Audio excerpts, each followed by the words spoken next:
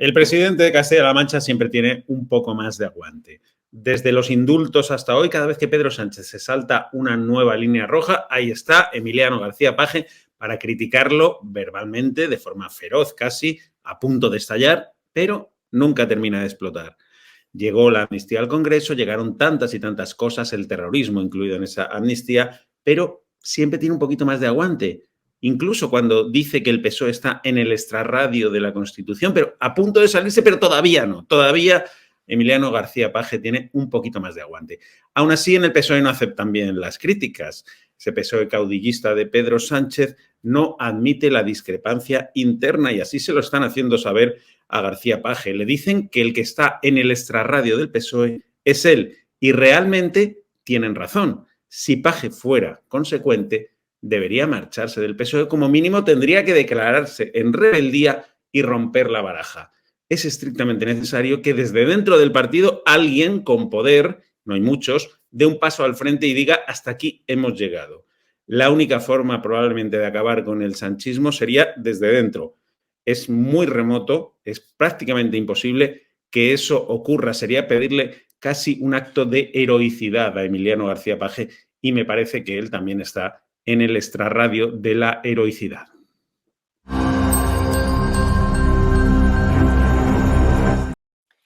Estamos en la tertulia de Expolítica y nos acompaña el subdirector de Es Diario, Benjamín López, el periodista Ricardo Martín y la periodista Marta Gómez Montero. Y además, con mucha actualidad por delante. ¿Cómo estáis? Muy bien. Pues muy bien. La actualidad. Una actualidad que la marcó, pues el propio ministro de la Presidencia, Félix Bolaños, que, pues anunció que desde el gobierno, que desde el Partido Socialista, que cada día se confunde más, se diluyen las líneas divisorias, pues anunció la creación, el invento de un nuevo tipo de terrorismo, el terrorismo bueno, el terrorismo light, el terrorismo menos grave. Vamos a escuchar a Félix Bolaños y lo comentamos ante esa claudicación nueva ante Junts. Vamos a verlo. Se está discutiendo en este momento en la Comisión de Justicia, los grupos parlamentarios, pero lo que es cierto es que hemos pactado con los grupos parlamentarios que apoyan la tramitación de la ley de amnistía 2 enmiendas técnicas que mejoran una ley que ya era sólida de por sí, técnicamente, completamente conforme a la Constitución y al derecho de la Unión Europea. Y lo que hacemos es que se mantiene el terrorismo como un delito exceptuado de la aplicación de la ley de amnistía siempre que suponga una violación grave de derechos humanos, tal y como dice la Directiva Europea y tal y como dice el Convenio Europeo de Derechos Humanos y Libertades Fundamentales. Es decir, dijimos que el terrorismo se quedaba fuera de la ley de amnistía y fuera se queda cuando supone violaciones graves de derechos humanos. Bueno, violaciones graves de derechos humanos. ¿Cuándo el terrorismo, Marta, no supone violaciones graves de derechos humanos? Pues yo todavía no lo he averiguado, la verdad. Todavía me estoy frotando, ¿no?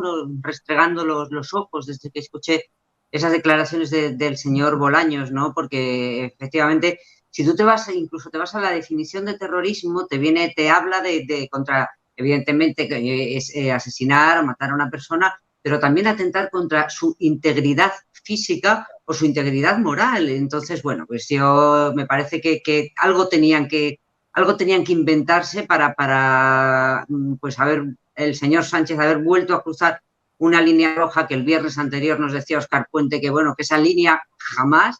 Todos sabemos que ya es cuestión de tiempo. Aquí la única pregunta ya es ¿cuánto tiempo va a tardar el presidente del gobierno en saltarse la próxima línea roja?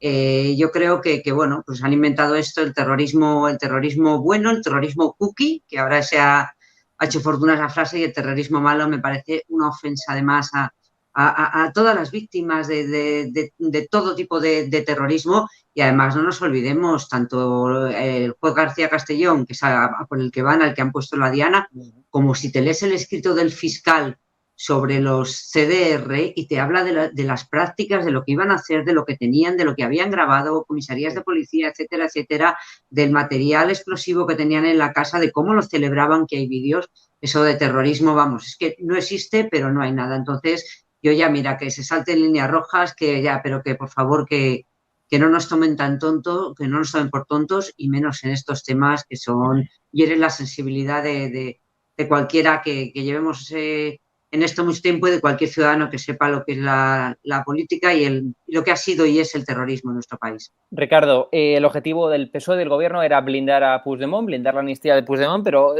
habla siempre Pedro Sánchez del PSOE en general de mayoría progresista. ¿Qué tiene esto de progresista? Es decir, dividir entre terrorismo bueno y malo. Bueno, yo no he escuchado esto del terrorismo bueno y malo, es un titular de medios de comunicación. Ya ha hecho fortuna eso de terrorismo bueno y malo, nadie habla de terrorismo bueno y malo. Además, los españoles sabemos muy bien lo que es terrorismo. Cuando alguien pregunta ¿qué es el terrorismo? Entonces nos acordamos de las salvajadas de la ETA, de esos asesinatos terribles, de esa caleborroca tremenda y después de los yihadistas. Eso es terrorismo, ¿no? Entonces, sabemos muy bien lo que es yihadismo, lo que es terrorismo, lo que son asesinatos. Eso no se ha producido afortunadamente en Cataluña, por tanto, digamos que sí es verdad que hay, digamos, sabemos lo que es el terrorismo y queda excluido el terrorismo al que sabemos, nos referimos todos, terrorismo salvaje, terrorismo que está viviendo el mundo actualmente todavía. Sabemos eso. Yo creo que toda la, digamos, la ley de amnistía está, digamos, blindada, eso dice el gobierno. Todavía no ha hablado el Poder Judicial. Y ahí hay que ir tampoco el Constitucional. Hombre, los letrados del Congreso hablaron, es decir, hay que esperar.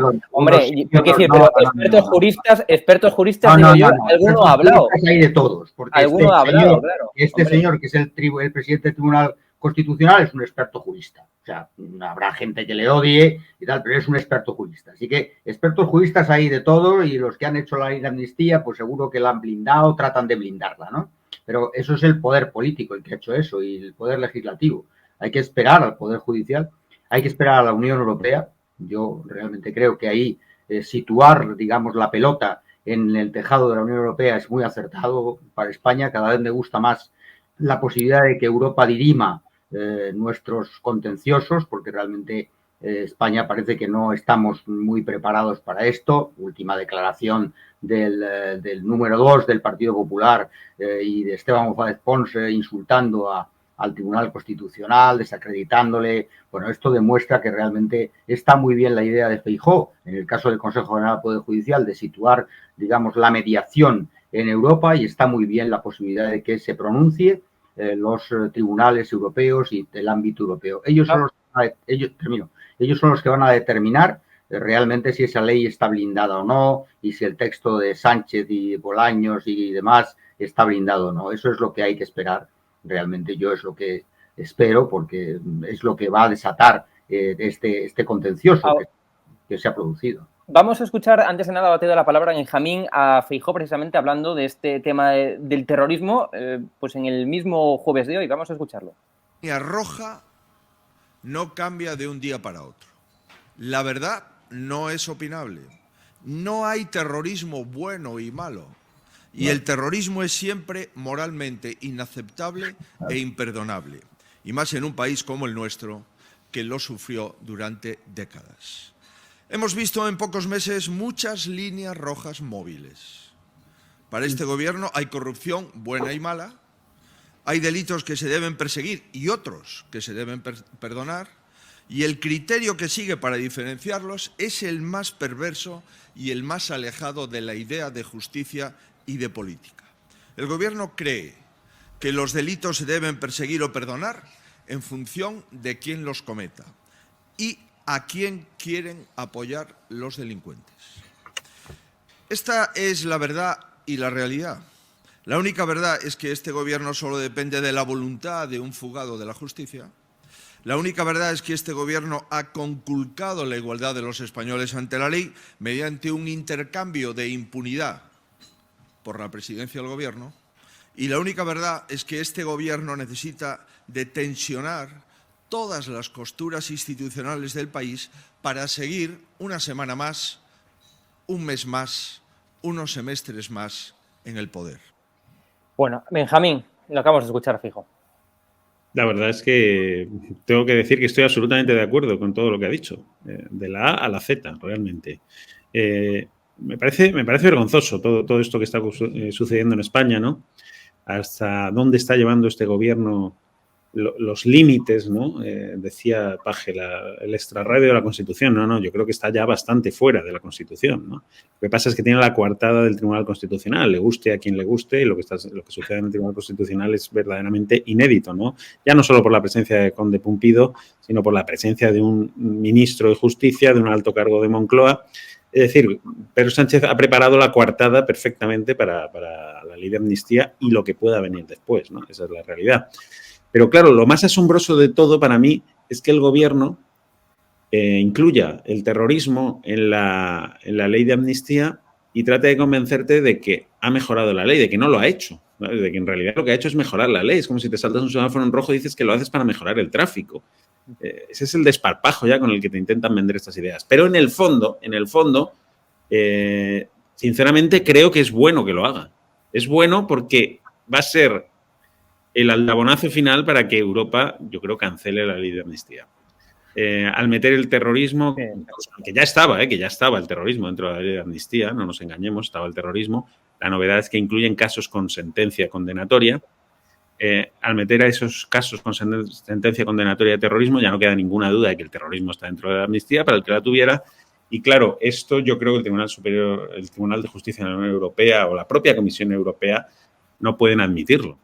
Va contra los principios de la Unión, contra los convenios firmados por la Unión Europea. Es un dislate jurídico total y yo tengo la esperanza de que Europa lo frene, ¿no? Y cuanto más ahonde en esa inconstitucionalidad, en saltarse esas líneas rojas, en meter ojalá metan también a la familia Pujol con nombres y apellidos, ojalá metan a Artur Mas con nombres y apellidos, a Borràs con nombres y apellidos. Cuanto más inconstitucional sea, mucho mejor, ¿no? Porque Europa yo creo que lo frenará. La esperanza no está aquí en el Tribunal Constitucional, evidentemente, pero sí en Europa. Marta, rápidamente, ¿crees que Europa frenará la ley de amnistía? Pues ojalá. Los tratados, es todo lo que está ocurriendo, la ley de amnistía que al final se va a aprobar el próximo martes en el Congreso, es totalmente contraria a los tratados de la Unión Europea. Entonces, siendo coherentes, evidentemente tendría que frenar esto, porque es verdad, escuchábamos ahora al señor Feijóo y es que lo que dice el señor Feijóo desapasionadamente es absolutamente cierto. Es absolutamente cierto porque la mayor prueba de cargo, aquí lo terrible o a lo que tenemos que estar agradecidos es que la mayor prueba de cargo son ellos mismos. Son el señor Óscar Puente, el pasado viernes, diciendo eso es una línea roja. Por ahí no vamos a pasar, no vamos a tocar, de la ley de amnistía no se va a tocar nada. Cuando le preguntábamos por las 9 enmiendas que mantenía vivo el señor Puigdemont a través de su grupo. No es una línea roja, no, con la vehemencia que caracteriza al señor Óscar Puente. Y es que estamos ya persuadidos, estamos convencidos de que sí, o sea, de que no tienen líneas rojas. Todo lo que le exijan para seguir durmiendo una noche más en Moncloa lo van a aceptar, lo hemos visto y quieren más, de aquí se han querido evitar un pleno del 30 como el esperpéntico del Senado ahí, que fue, bueno, yo creo que estará para los anales de la historia parlamentaria ese del pleno del Senado, Hugo, que tú tienes muy buena, ya termino, una locura fue ese día, una locura. Y han arreglado en la comisión de antes de ayer, han arreglado ya algunos, les han aceptado algunas, a los que delinquieron o a los que están buscados, como decía Benjamín, a los prófugos, con ellos están pactando la ley, dicen que todavía quieren más al martes que viene y todos huevos duros, y el señor Sánchez, y se le ve en la cara la humillación a la que le están sometiendo, lo dijo muy gráficamente Puigdemont, le voy a hacer sangre y se lo está haciendo y con él a todos los españoles. Entonces, espero que en el Constitucional no tengo ninguna fe, sé que ya se ha acuñado el término 7-4 por todo lo que ha contado Benjamín, pero que espero que Europa y todas las peticiones que están llegando y todo lo que están viendo, y el domingo que la gente salga a la calle a protestar contra algo que los propios socialistas abominaban y decían, eso por ahí no vamos a pasar, para que se oiga alto y claro pues la voz de lo que está pasando en nuestro país. Ricardo, hay una directiva de la Unión Europea que obliga a todos los Estados miembros a perseguir los delitos de terrorismo. Quizás, como decía antes Benjamín, la inclusión o el blindaje, porque ya estaba efectivamente el blindaje del terrorismo, de la amnistía de terrorismo, incluso hasta con casos con sentencia condenatoria, que ahora se ha incluido en la ley de amnistía, pues puede ser, digamos, la espada de Damocles para que se paralice la amnistía en Europa, ¿no? No lo sé, no lo sé. En Europa, vamos, las instituciones europeas, las cosas a veces no se ven como en España, ¿no? Y los tribunales europeos han sacudido a veces duro a los tribunales españoles y a los jueces españoles, no lo olvidemos, ¿no? Hombre, lo que sí es deseable es que ya que se reclama, digamos, a Europa como una instancia fiable frente al Tribunal Constitucional, pues digo yo que habrá que aceptar lo que diga Europa, ¿no? Yo creo que eso ahí nos salva, digamos, la situación, y tanto el Partido Socialista como el Gobierno y como el Partido Popular pues tienen que aceptar eso. O sea, no, espero que no haya descalificaciones, espero que acepten plenamente todos lo que se concluya ahí. Lógicamente tendrá que aceptarse lo que diga el Tribunal Constitucional, aunque sea el hecho, digamos, el cáncer, que también hay que tener sangre, en fin, fría. Ha pedido disculpas, Ricardo, recuérdalo, me parece de justicia. Menos ha mal. pedido disculpas y ha dicho que fue un error. Ya no es el cáncer, han pedido disculpas por el cáncer, pero luego han dicho que es el... no es para reírse, fue una expresión, no es, fue desafortunado y él lo no ha no reconocido. es de fiar. Bueno, ya, es horrible lo del cáncer, pero luego a continuación, no es el cáncer, pero es el tumor, no sé.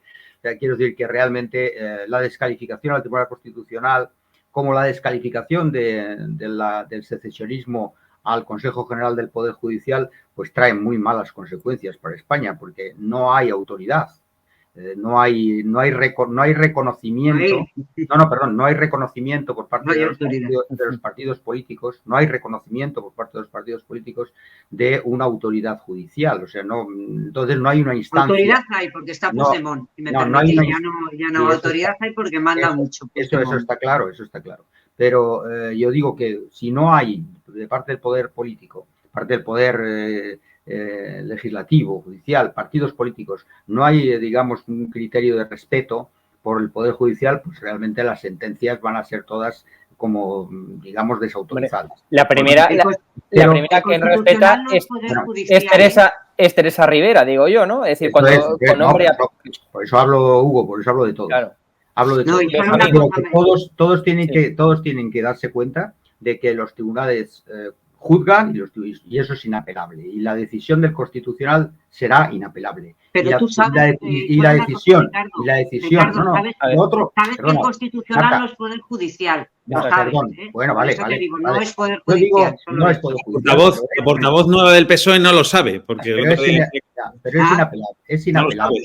Yo digo que es inapelable. Será no Poder Judicial, será inapelable. No es Poder Judicial. Por tanto, es inapelable el Tribunal Constitucional y lo que salga de ahí será lo que se haga, diga lo que diga Feijóo, y lo que diga Europa será lo que se haga. Por tanto, digamos que estamos en buenas manos y tenemos garantías. Aquellos que no están de acuerdo con la ley de amnistía pues tienen que estar satisfechos, digamos, o contentos porque va a haber una decisión final sobre eso. Así que yo creo que eso lo único que hay que hacer es esperar. Pero sí es importante respetar. Hombre, y ya hay sospechas, Benjamín, porque ayer mismo europarlamentarias de la derecha española, junto con Ciudadanos, han empezado a decir que está demasiado blando esto del Parlamento Europeo con la ley de amnistía. No está demasiado blando nadie. Estamos esperando a que veremos a ver lo que dicen, ¿no? Efectivamente. Aceptemos lo que dicen. Evidentemente. No, veremos a ver. Me refiero a que a lo mejor eres tú el que tiene que aceptar algo que no te guste. Claro, o sea, que es que estás dando, no sé, estás partiendo de un presupuesto que es complicado, que ya veremos. A eso me refiero. Ya veremos lo que dicen y ya veremos a quién le gusta. Y a quién dicen lo que no me gusta. Digan lo que digan. Estará en contra de lo que se decide. Déjame que me explique. Digan lo que digan los tribunales, es decir, el Tribunal Constitucional dirá lo que quiera, el Tribunal de Justicia de la Unión Europea, que tendrá que pronunciarse seguro, dirá lo que considere y lo aceptaremos todos, evidentemente. Todos aceptamos las reglas del juego. No queda otra, además. Podemos estar en discrepancia, podemos alegrarnos mucho de lo que digan o o entristecernos, pero lo tendremos que aceptar. Eso es evidente, no vamos a ir a quemar el Tribunal Constitucional. Tú puedes estar muy tranquilo en ese sentido, digan lo que digan, ¿sabes? Pero más allá de eso, eso es la cuestión jurídica. Pero yo creo que la ley de amnistía merece la pena también valorarla desde el punto de vista moral. Porque hay cosas que a lo mejor no son perseguibles en los tribunales, pero suponen como un claro ejemplo, el máximo ejemplo de corrupción política y moral. Porque aquí, casualidad, el presidente del gobierno pensaba que esta ley era inconstitucional hasta que ha necesitado los 7 votos para su investidura. Eso es una corrupción. Ha dado la amnistía y la ha redactado a medias con los amnistiados. Eso se llama corrupción política y moral. Y puede pasar el tamiz del Tribunal Constitucional, incluso del Tribunal de Justicia de la Unión Europea, desde el punto de vista legal. Pero desde ese otro punto de vista, lo siento, pero diga lo que diga el Tribunal Constitucional, diga lo que diga la Unión Europea, va a seguir siendo lo mismo. Va a seguir un hecho incontestable, que Sánchez ha comprado los votos con una ley que él mismo pensaba que era inconstitucional y que ha cambiado de idea cuando necesitaba esos votos. Los ha comprado redactando esa ley a medias con los delincuentes. Eso es un hecho que va a marcar toda su legislatura. Eso es un hecho que hace que algunos hayamos perdido todo el respeto institucional a este gobierno, porque partimos de una legislatura con la raíz podrida, que es esa investidura basada en corrupción política. Es así de duro, es muy duro decirlo, pero es que es la auténtica realidad. Diga lo que diga el Constitucional, diga lo que diga la Unión Europea. Eso es así, a mi juicio. Vamos a cambiar de tema ya porque vamos mal de tiempo. Escuchemos a Óscar Puente diciendo que Paje está en el extrarradio del PSOE. Vamos a escucharlo. No, yo creo que quien está en el extrarradio del Partido Socialista Obrero Español es el señor Paje desde hace bastante tiempo. Nosotros estamos en el centro de la Constitución. Bueno, pues Marta, rápidamente, ¿qué opinas de esto? Es decir, Paje, decía el otro día por Twitter Benjamín López, Paje ladrador, poco mordedor. Sí, pero mira, yo aquí creo que ha dado un paso más. Evidentemente ahora se podrá decir, ¿y por qué no le dice a los diputados de Castilla-La Mancha que voten en contra de la amnistía? Pues porque no puede, porque no son suyos, porque son de Sánchez, que se ha asegurado un grupo de acólitos en la Ejecutiva, en el Congreso, y no le harían caso. Pero ayer la prueba de fuego, y es lo que estamos viviendo esta mañana, es la invitación que le hizo Óscar Puente, que es ahora una de las manos derechas del señor Sánchez, a irse. Ayer al señor Paje le invitaron a irse del Partido Socialista, le abrieron las puertas, vamos, esa invitación, ahora lo acabamos de escuchar, el que se ha situado en el extrarradio del PSOE, que se vaya. Ya les gustaría a los socialistas que se fuera García Paje, que como bien recordó García Paje, es el que gana, no gobierna con chanchullos, sino bueno, con chanchullos, con pactos que a mí no me gustan, el que gana elecciones. A mí me parece lo que dijo ayer, efectivamente todavía se puede ir más allá, pero yo creo que también hay que conocer los partidos políticos. Ricardo los conoce bien, los tiempos políticos, y cuando sales de los muros de la Moncloa, de Ferraz, de los diputados del Congreso que puso Sánchez, hay un rum en muchos socialistas, muchísimos socialistas de muchas partes de España, que lo que está pasando, la humillación a Sánchez es consciente, se le ve en la cara, o sea, antes de ayer, la humillación no les está gustando nada. Y por lo que esta ruptura de la igualdad, porque esto al final lo que se está rompiendo, como decías, Benjamín, es corrupción política, y la ruptura de la igualdad. Ya no somos todos iguales ante la ley, somos solos y necesitan nuestros votos. Entonces a mí me parece que ayer, y luego la foto me gusta mucho, la foto con los presidentes autonómicos del Partido Popular, porque rompe la foto del muro que el propio Sánchez ha querido construir, y además es que lo confesó él, si lo bueno que tiene te lo cuenta, en el debate de investidura, va a su debate de investidura y dice, quiero construir un muro. Pues ayer esa foto, que ya es portada de muchísimos periódicos, rompe ese muro y le invitan a irse del PSOE. Yo creo que él sabe, quiere ser, es el único que tiene poder orgánico, y termino en el Partido Socialista, el único varón que tiene poder orgánico, sabe que existe ese rum del que yo me alegro profundamente, de que haya muchos socialistas que no estén de acuerdo con lo que está pasando, y yo creo que tiene también que manejar los tiempos, porque esto yo creo que tarde o temprano nos está pasando una factura al país inconmensurable, pero esto le tiene que pasar factura algún día a Sánchez y yo creo que Page ya está en ese escenario que yo creo que por el bien de la igualdad esperemos que llegue antes que después. Esto dice Ricardo María Jesús Montero sobre Page. Vamos a escucharlo. Que en estos días ha recibido por parte del Partido Popular, que incluso ha llegado a afirmar que en este país no existe Constitución. Y en relación con las palabras de mi compañero, decir solamente que no comparto una estrategia en la que la notoriedad se hace a partir de la discrepancia. Creo que ese no es el camino. El camino es ser capaces entre todos de frenar el avance de la derecha y de la ultraderecha que con tanta fuerza está suplando en el conjunto de Europa y no tenemos ni energía ni esfuerzos que perder. Bueno, el que más frena es el propio es el García Page, ¿no? Según ellos, según su retórica, que es quien ganó, el único del PSOE que ganó contundentemente las elecciones, ¿no, Ricardo? Efectivamente, claro. Exacto. Es que solo tienen eso, perdóname, solo tienen eso. Claro. Solo tienen el muro y asimilar, intentar asimilar cuando no tienen que ver. Pero si alguien quiere parar la derecha, claro, pero si alguien quiere parar la derecha, Ricardo, en el PSOE es, vamos, el único que la paró, el que consiguió pararla con mayoría absoluta fue García Page, ¿no? Bueno, Sánchez también para algo, creo yo, pero bueno, desde el gobierno. Yo creo que hay dos cosas distintas, muy distintas. La alianza, digamos, para la financiación, que es lo que motivaba la reunión de Fitur, o el grupo de Fitur, digamos, son intereses transversales, compartidos, que muchas veces ha pasado en la democracia española, alianzas, digamos, contra natura de gente del Partido Socialista, como Leguina en su momento como presidente, pues se alineaba con, digamos, fuerzas contrarias porque tenía intereses Madrid más similares a otras regiones y, sin embargo, no con el PSOE de Andalucía, por ejemplo, siempre estaban, porque Andalucía tiene un sistema de financiación que no es el de Madrid, por eso Isabel Díaz Ayuso no se va a sumar a este grupo de Fitur, porque sus intereses a la hora de la financiación no tienen nada que ver el Partido Popular de Madrid con el Partido Popular de Andalucía. Así que la reunión, desde el punto de vista, digamos, de financiación, tiene una lógica aplastante, que haya 4 presidentes, uno de ellos socialista. Por otra parte, tampoco es que hay 2 presidentes socialistas, si no me equivoco, que es Castilla-La Mancha y Asturias, ¿no? Entonces, realmente, digamos que es bastante normal que haya más presidentes de autonomías del Partido Popular ahí. Entonces está el hecho, digamos, financiero, que eso es normal, la financiación seguramente acerca mucho a Castilla-La Mancha, a Castilla y León y a Andalucía.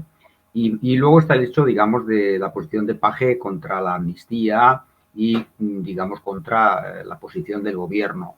Entonces ahí yo creo que María Jesús Montero, que no hay que olvidar, que es la número 2 del Partido Socialista, no hay que olvidarlo, es decir, es poder orgánico, y yo no la he visto beligerante, en el sentido de, ha dicho mi compañero Page, yo creo que... Decirse, ¿no? No, perdón, no, las palabras hay que interpretarlas. En fin, yo creo que, por ejemplo, el ministro de Transportes, Óscar Puente, no ha dicho mi compañero Page, o sea, lo ha dicho. Aparte es que Óscar Puente es ministro, pero tiene un poder territorial muy limitado. Ni siquiera en Castilla y León tiene una mayoría, ¿no? Abismal, o sea, importante. Por tanto, las palabras de Montero sí son importantes en el contexto orgánico del PSOE. Mi compañero, y le ha dado un tirón de orejas, porque lógicamente esto, cuando se habla del PSOE, del PSOE de Felipe, por ejemplo, jamás se atrevería nadie, jamás a decir, bueno, lo que dice Page o el 100, yo que sé, por ciento de lo que dice Page. O sea, allí era imposible decir las cosas. Ahora es posible decir las cosas, pero evidentemente, digamos que hay un riesgo de que esa opinión, libre opinión, pues te lleve muy allá. Entonces yo creo que realmente Page ha ido muy allá en la opinión, porque pone en cuestión a favor de la derecha, es decir, trabaja claramente para el objetivo político de la derecha, él lo sabe. Entonces, en un tema tan sensible como la amnistía. Está bien, él cuida su territorio, él cuida la presidencia de Castilla-La Mancha, pero no puede cuidarla a costa de sacudir... Nadie nunca... Benjamín, vamos a escuchar a Benjamín. Nadie nunca en el PSOE había ido tan allá. Nadie había superado esas líneas rojas como la amnistía, la inclusión del terrorismo, los verificadores internacionales, pactar con un prófugo en el extranjero y firmar, ir allí a humillarte delante del prófugo y hacerte la foto allí con él, etcétera, etcétera. Es que nunca el PSOE había ido tan allá. Pero discrepo totalmente, ¿eh? Tú conoces mejor que yo el Partido Socialista, pero yo he escuchado a ex dirigentes del Partido Socialista, cito a Leguina, por ejemplo, que decía que él en su época, aplaudir al secretario general en los comités federales del PSOE estaba mal visto. Estaba mal visto. El que le aplaudía era el pelota de turno.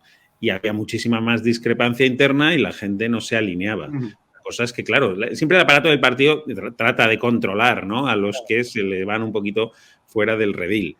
Pero eso es una cosa, y otra es no admitir la discrepancia interna. De hecho, han expulsado, es que el actual PSOE caudillista de Pedro Sánchez no admite ninguna discrepancia interna.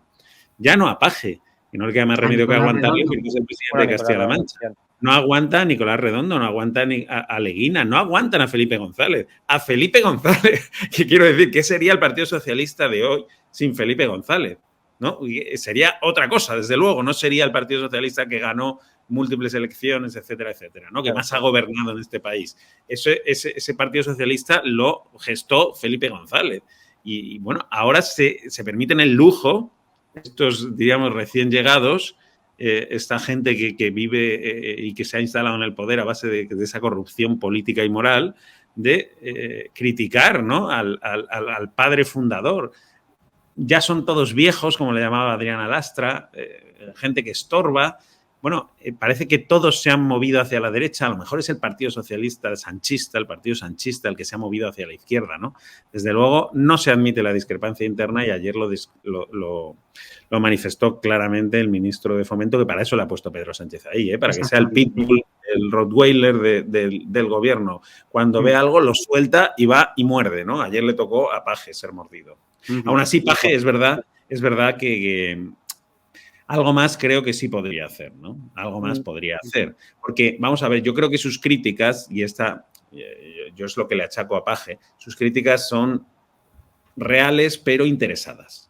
Es decir, él lo dice porque sabe que si no, no gana en Castilla-La Mancha. Él necesita ganar en Castilla-La Mancha, donde el socialista militante y el socialista que va y vota en las urnas no admite esto de la amnistía, no admite ver a Puigdemont mandando en el gobierno, no admite que tengan que ir a Ginebra a verse con un verificador internacional, no admite tantas y tantas cosas que están pasando el socialista de Castilla-La Mancha. Entonces, él también dice estas cosas para su público, que es el que le tiene que votar, ¿no? Pero luego, la verdad, no acaba de morder. Yo sé que es difícil y a lo mejor es eso, exigirle heroicidad, pero, hombre, si crees que tu partido está fuera ya de la Constitución, dice él en el extrarradio, ¿no? Bueno, si está ahí, hombre, pues si no puedes cambiarlo, tienes que intentar cambiarlo desde dentro. Y si no puedes, tendrás que irte. Yo creo que les haría un favor. Termino solo con esto, porque yo creo que si se va ahora mismo les haría un favor. Y yo creo que también ahora no hay elecciones en el horizonte, no tiene riesgo de perder ni municipios, pero yo creo que él sí que se ha posicionado como el, digamos, líder moral solo en estos momentos de esa parte importante del PSOE que tiene, que en cuanto te alejas de Moncloa y de los centros de poder de que controla Sánchez, hay un run que no les gusta lo que está pasando. Pero también, Marta, también yo creo que está pensando en el futuro, porque yo creo que este Partido Socialista acabará demolido. Ahí está demolido lo mismo. Y va a necesitar también una voz, ¿sabes? Y él se está dirigiendo un poco en esa voz moderada, más sensata, de vuelta al carril constitucional, ¿no? Exactamente es la misma idea. Sí, está abonando, ¿no? El futuro. Nos hemos quedado ya sin más tiempo. Ricardo Martín, Benjamín López, Marta Gómez, un placer. Muchas gracias. Igualmente, muchas gracias. Buenos días, buenas tardes.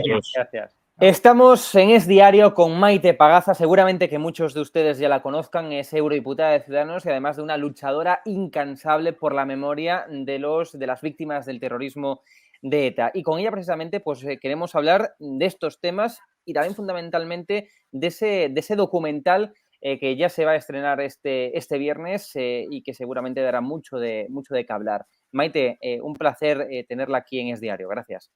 Al contrario, el placer y el honor es mío. Muchísimas gracias.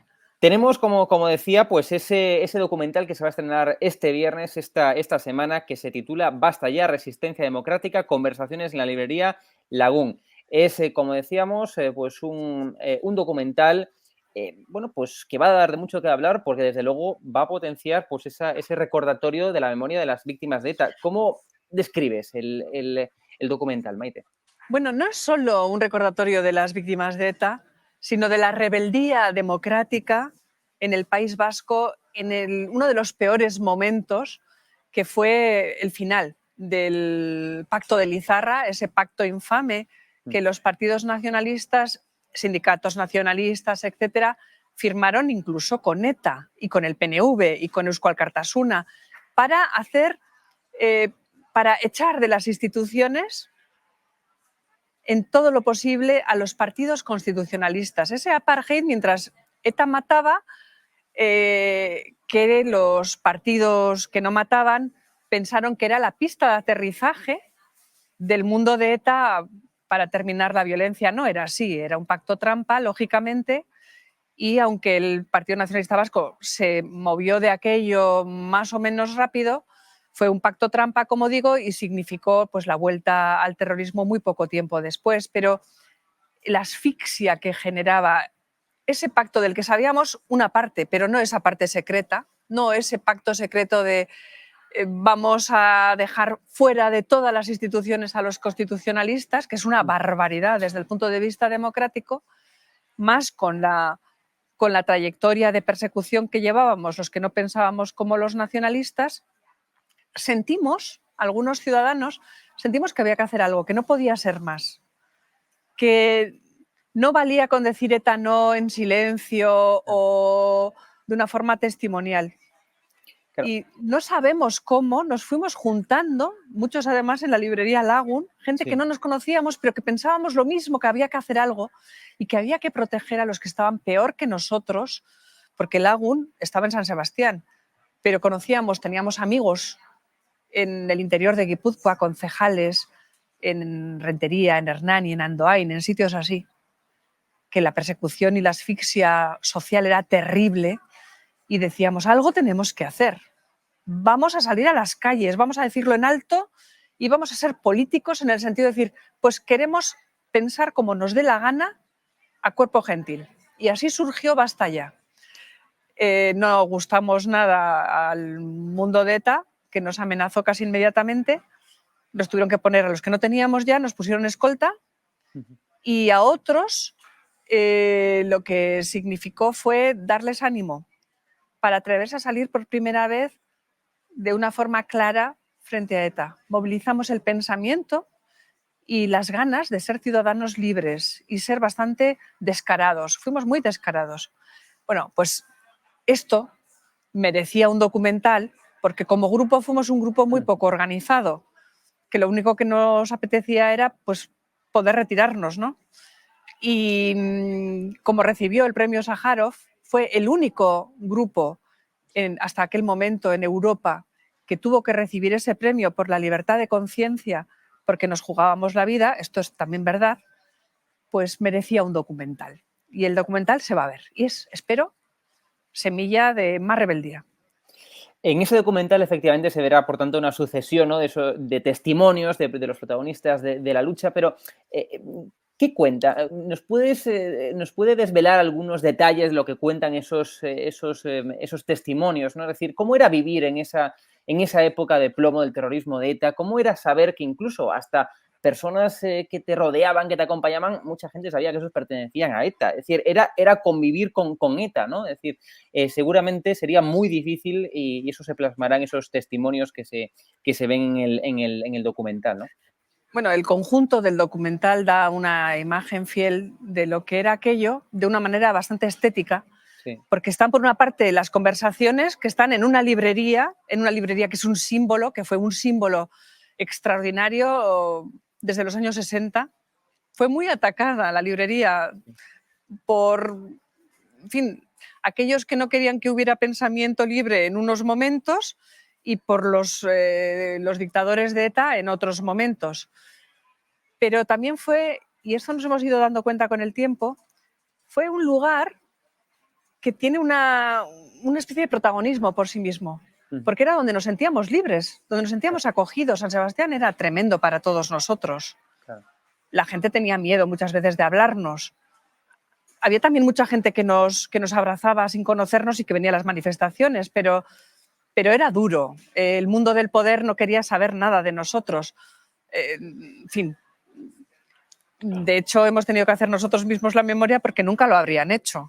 No les gustábamos nada y creo que les seguimos sin gustar, ahora incluso. Así que, de una manera muy estética, con algunos recursos que no quiero desvelar completamente, vamos a tener la banda sonora del odio introducida dentro del propio documental y acceso al archivo fotográfico de un fotoperiodista extraordinario, Justi Koch, que lo ha puesto a nuestra disposición. La mirada de un fotoperiodista durante todos esos años, puesto a disposición para poder explicar de una manera muy estética qué era aquello. Nos quedamos cortos, por supuesto, porque, en fin, contarlo todo es muy difícil, pero sí que creo que va a ser pedagógico, que vamos a escuchar a gente estupenda, a unos pocos representantes de lo que fue Basta Ya, porque Basta Ya unía a muchísima gente, no teníamos muchos recursos, no teníamos burocracia, no teníamos casi de nada, solo ganas y objetivos que íbamos desarrollando puntualmente, pero siempre había muchos, y que quien decía ¿por qué no hacemos esto? Ya era jefe de ese proyecto. El hay que, no sé, o sea, como alguien dijera me gusta esto, ya era jefe del proyecto. Así que vamos a tener acceso a unas pocas personas que representan esa diversidad de gentes, porque era muy diverso, ideológicamente, de edades, de todo, era muy diverso. Y se grabó una parte importante se grabó durante la pandemia. Así que no se nota, pero bueno, ahí está también. Nos acompaña en esa entrevista también Benjamín López, su director de Diario. Benjamín, cuando quieras. Sí, muy buenas, muchas gracias por estar con nosotros. Desde luego, escuchando sus palabras y recordando ese muro, ese apartheid, ¿no? Me tengo que traer el asunto a la actualidad, porque esas palabras, ese muro, lo hemos escuchado en sede parlamentaria en boca del presidente del gobierno. Y vemos cómo aquellos partidos que trataban de aislar a los constitucionalistas, hoy día, diríamos que condicionan como mínimo la gobernabilidad de España, y que el muro pretende levantarlo ellos apoyados o junto o guiados o con la iniciativa, incluso el liderazgo del principal partido del gobierno. Claro, no sé si puede establecer un paralelismo entre aquello y lo que está sucediendo, salvando todas las distancias y salvando la violencia, ¿no? Que afortunadamente hoy no vivimos. Bueno, vamos a ver.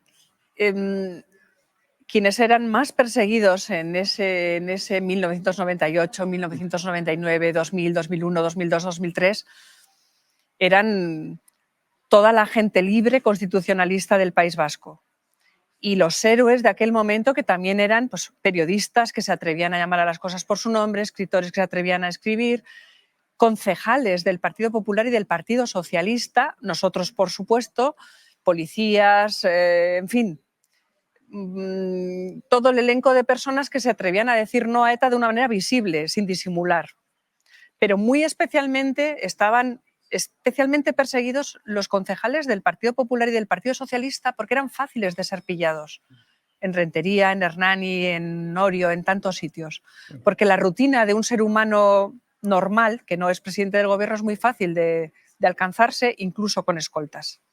Íbamos todos escoltados, había miles de personas con escolta y el Partido Socialista se estaba jugando la vida a la gente del Partido Socialista, gente como mi hermano, gente como concejales muy queridos que fueron asesinados.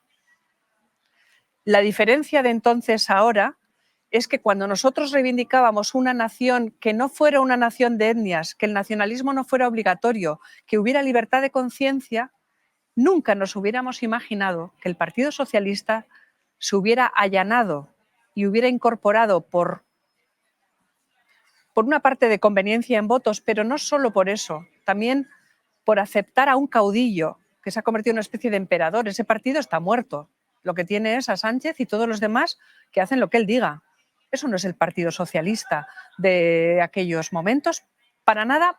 Primero, por fondo de cómo es el partido, cómo está estructurado el poder, tiene un caudillo, y porque aquel Partido Socialista no era populista. Este Partido Socialista se ha infectado del populismo de ultraizquierda. Bueno, pues no sé si tan parecido al populismo de ultraizquierda latinoamericano, pero en cualquier caso importado por el mundo de Podemos y ahora con sus desviaciones. Eso por una parte. Y por otra parte, el otro elemento que lo ha infectado y lo ha transformado en lo que es hoy, un partido populista, dañoso, porque desde el poder se puede hacer mucho daño si se es populista, es la infección del nacionalismo del PSC, que ya existía un poco entonces, en cuanto que pues eran muy cobardones, se sentían un poco de segunda frente a los identitarios excluyentes sin darse cuenta que los identitarios excluyentes eran los que tenían que cambiar, no nosotros. Eran ellos los que tenían que aprender que el pluralismo ideológico no es la asimilación, no es que todo el mundo tenga que ser exactamente como son los nacionalistas porque ellos lo digan y comportarse y hablar y los usos lingüísticos que ellos digan de forma obligatoria. Entonces, esos dos elementos son los que diferencian a aquel Partido Socialista de este Partido Socialista. Y ahora, efectivamente, todos aquellos que sí eran, bueno, no enemigos de la operación de Lizarra, por ejemplo, y que querían cargarse el régimen constitucional del 78, ahora sin matar, pues están en ello.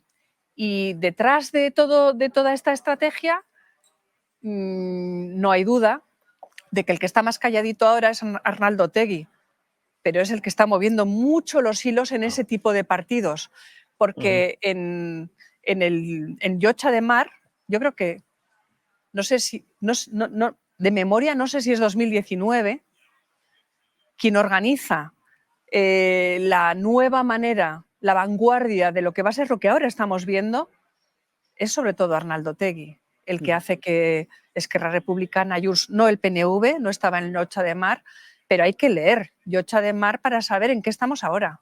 Claro.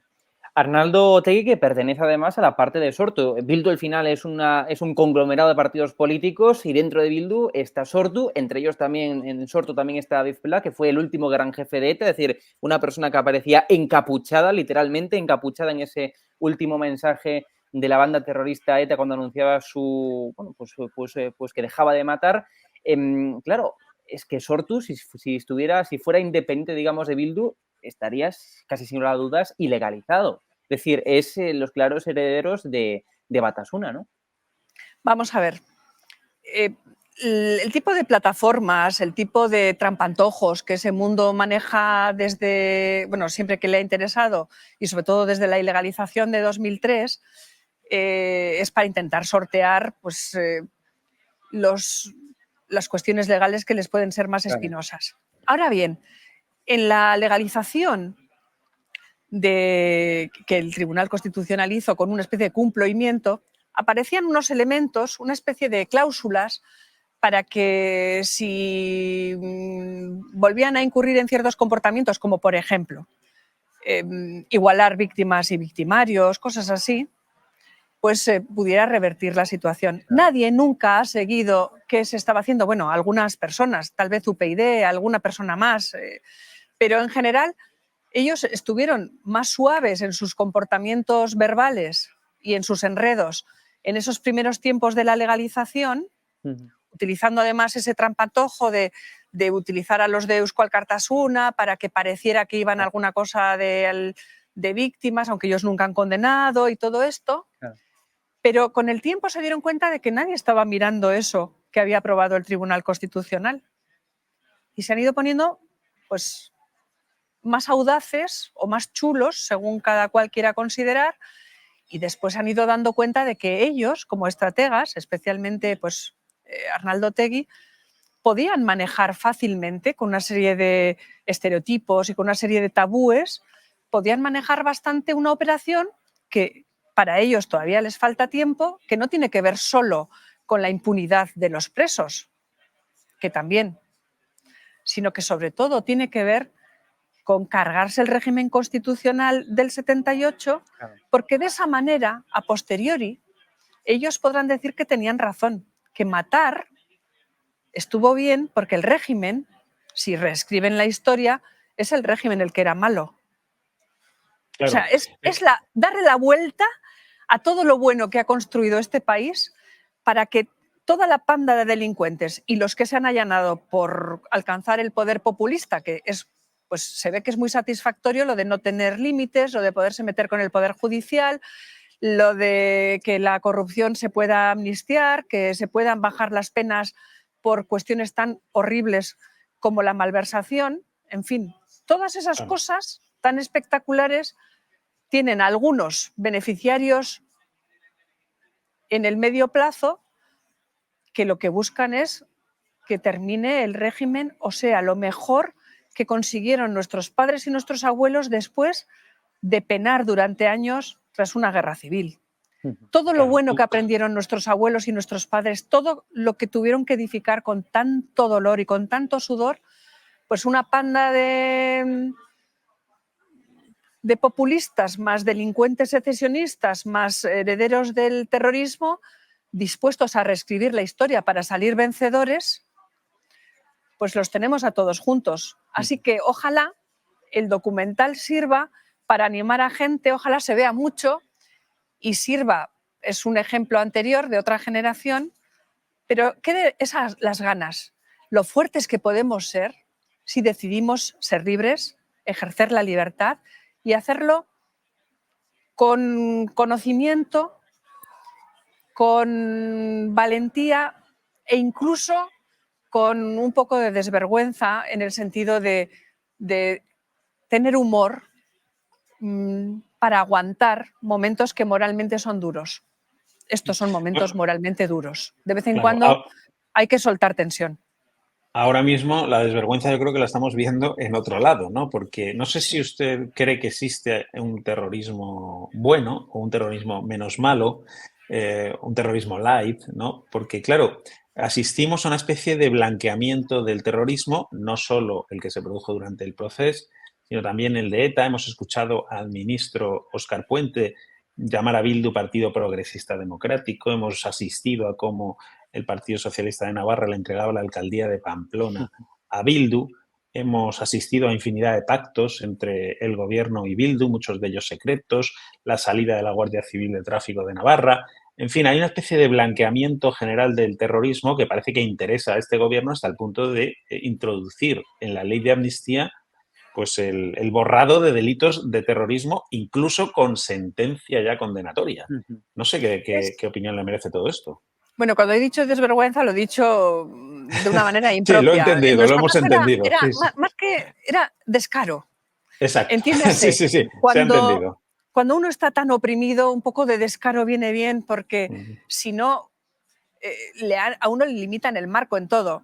Efectivamente, usted ha dicho muy bien, es desvergüenza por la parte de quienes realizan la indecencia homeopática grado a grado para que lo que causa escándalo en sus electores vaya siendo superado por otra cosa que causa escándalo, pero que es superada por otra cosa, mientras, por otra parte, van introduciendo una especie de difamación general contra quienes no aceptan y no acatan esa indecencia y piensan ideológicamente de otra manera y los marcan y los estigmatizan, pues a la derecha o a quien no piensa como ellos, o sea, una izquierda que no piense como ellos también es estigmatizada y se les insulta y se les difama llamándoles antidemocráticos o fascistas, que es lo contrario de lo que ocurre. Pero esa técnica se utilizó en el País Vasco con nosotros y con todos los que éramos constitucionalistas. Exactamente lo mismo. De una manera diferente porque estaba incluido un acoso más fuerte y la persecución y el asesinato. Pero la parte de estigmatizar, la parte de difamar, la parte de marcar cuál es el pensamiento correcto y todo lo demás es tabú, esa parte se está aplicando ahora.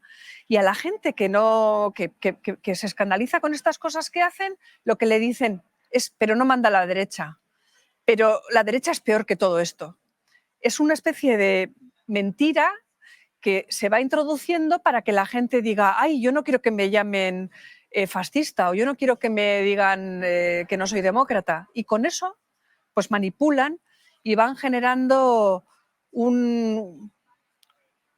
una asimilación, una autocensura, yo no quiero tener problemas y la gente va tragando, algunos de sus electores, muchos de sus electores van tragando este marco tan sucio, falso, indecente. Ya decir que hay terrorismo que no vulnera gravemente los derechos humanos, eso va en contra de todas las leyes españolas y europeas, pero es que va en contra de la más mínima decencia personal. No sé, claro, ha pasado ya la historia de este país la frase que pronunció su madre en 2005, que es eso hace casi 20 años ya, casi 2 décadas, en la que le decía a Patxi López, pero a Patxi López en realidad se lo estaba diciendo al Partido Socialista, ¿no? Le decía aquello de cerrarás más veces los ojos, dirás y harás muchas más cosas que me helarán la sangre, ¿no? Esa frase que resultó profética, desde luego, pero quizás nadie, ni su madre, ni usted, ni yo, ni probablemente nadie podía pensar que íbamos a llegar hasta este extremo. Que iban a hacer cosas que nos helalían la sangre, sí, pero tanto, es que yo ya no sé qué más podemos ver.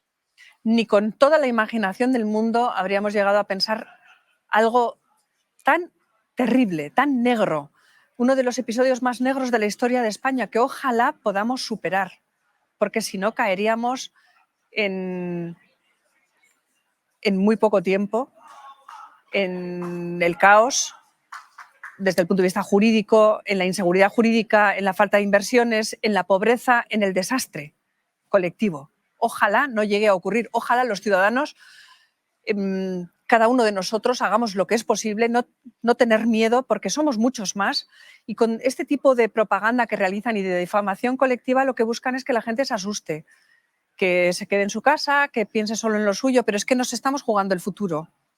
Así que mi madre era una mujer muy instintiva para darse cuenta de quién era un sinvergüenza que tenía delante, tenía ese superpoder de detectar a los sinvergüenzas de lejos. Mi hermano Joseba también dejó cosas por escrito de sus compañeros socialistas pensando que tenían una enorme debilidad frente a los nacionalistas.